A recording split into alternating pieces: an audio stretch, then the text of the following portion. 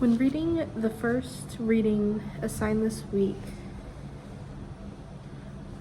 Why Read the Classics, I took a look at each of the definitions, and two specifically really stuck out to me, specifically part of each definition. The second definition, the part that stuck out to me was, but they remain just as rich in experience for those who reserve the chance to read them for when they are in the best condition to enjoy them.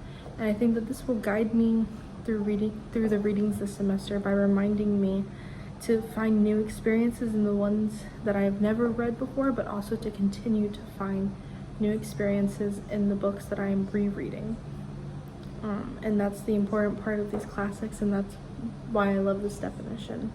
The second one that really stuck out to me was the third one, where he states they hide in layers of memory disguised as the individuals or the collective unconscious.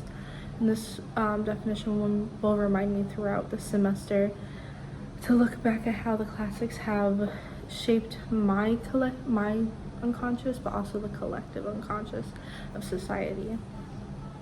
The second question is, what is the unique experience of young readers when reading the classics?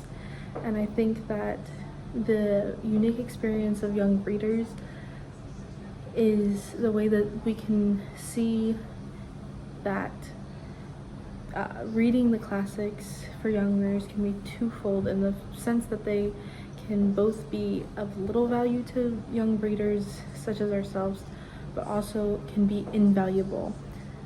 And this can be shown by how the classics can be hard to understand because we're, as he stated, impatient and unable to focus and concentrate. We especially see this with our need to constantly be on social media and unfocus every time we get a new notification on our devices. And so I see, especially now, how we would be able to get so little value, but when we actually can focus, we can see that it shapes how we can handle so many life experiences. When it comes to the second reading,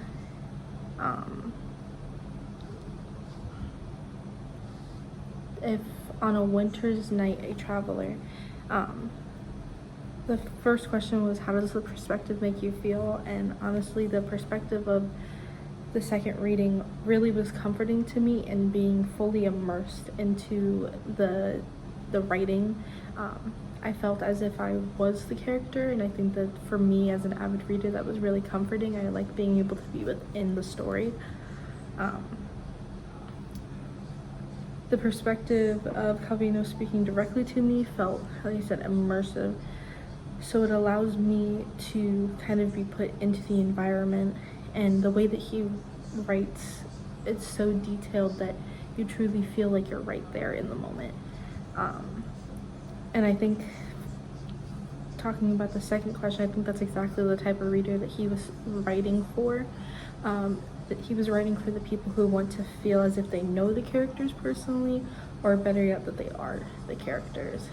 And he kind of talks about that actually in the first reading of Why Read the Classics. But one of my favorite quotes in both of the readings that I truly felt helped me immerse into the story was in the second one, If on a Winter's Night a Traveler.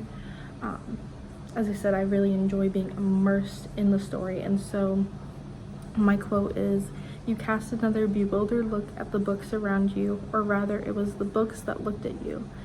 With bewildered gaze of dogs who, from their cages in the city pound, see a former companion go off on the leash of his master, come to rescue him, and out you went."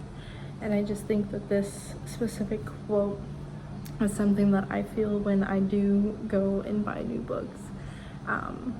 And I think it's such a good description of how an avid reader would feel. And so that's why that was a quote that really stuck out to me.